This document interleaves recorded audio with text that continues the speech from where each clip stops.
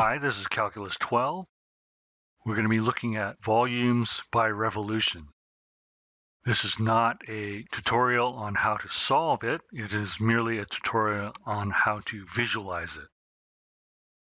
So here we have a function, and here we have another function. And if we look at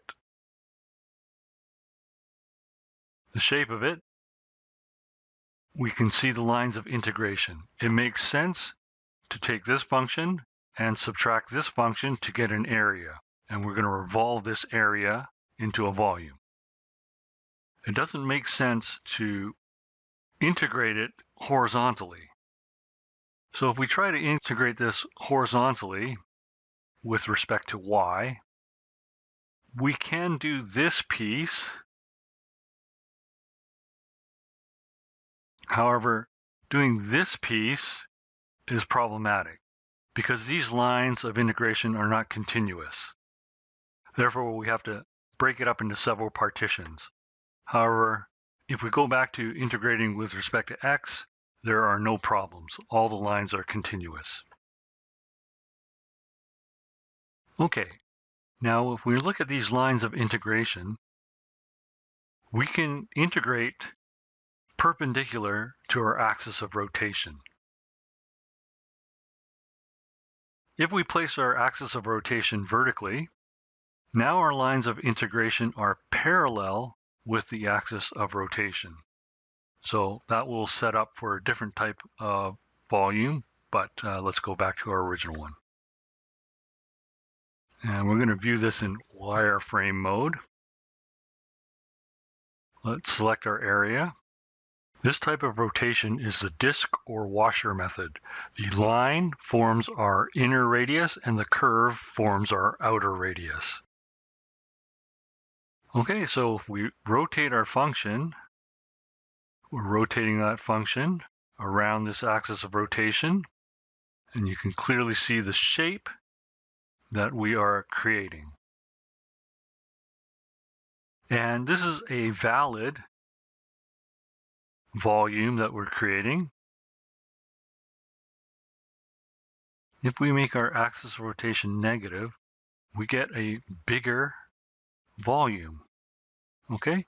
Because our functions, they have positive y values. So if we make it more negative, we get a bigger shape. If we make it more positive, we get a smaller volume, okay? So if we look at our volume, this line is our inner function and the curve is our outer function. Okay, so we see our curvy line is the outer radius and our lines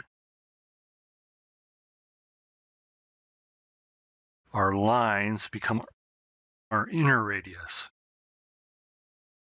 Now, if we take our axis of rotation and place it inside our range, we have areas where the line becomes our outer radius at certain spots, and our curve becomes our outer radius in other spots. So that's an invalid volume of rotation for our problems. You can solve this by partitioning it, but we're not going that far. Now, if we make our axis of rotation more positive, we get a valid shape. It's outside of our range. And our shape is quite different now, because the line is now our outer radius and our curve is our inner radius. So if we try to picture this, let's go into a solid view. Okay, we can see that it's a cone shape. Our inside is curvy. Okay, let's take our axis of rotation, move it back down here. We can see our outer shape is our curve and our inner shape is a type of cone shape. Okay, and that's when our integration lines are perpendicular to our axis of rotation. So let's change our axis of rotation. We're taking this line of integration and rotating it about, creating a shell. And taking this line, rotating, and we get a shell. Okay, so let's go back to wireframe. Add the modifier. Okay, so now we see the shells. So we take the top function and subtract the bottom function, and this becomes the height of the shell. And we're rotating this one slice all the way around, and we get quite a different shape.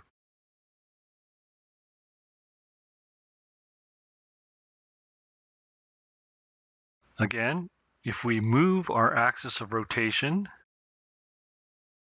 further negative, we get a larger volume because all our x's are positive for our function. And if we make it more positive, we get a smaller volume.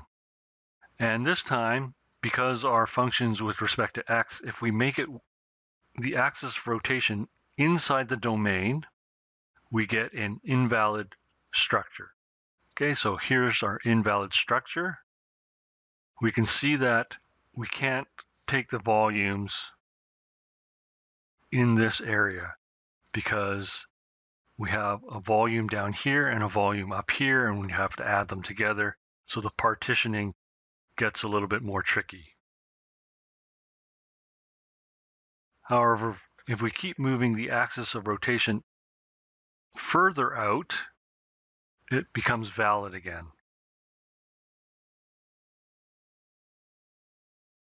Okay, so we'd have to take the x values of this axis of rotation and subtract the x values from our functions to get a positive volume. And here, if we move it back to this side, we take our x values and subtract our axis of rotation to get a positive volume.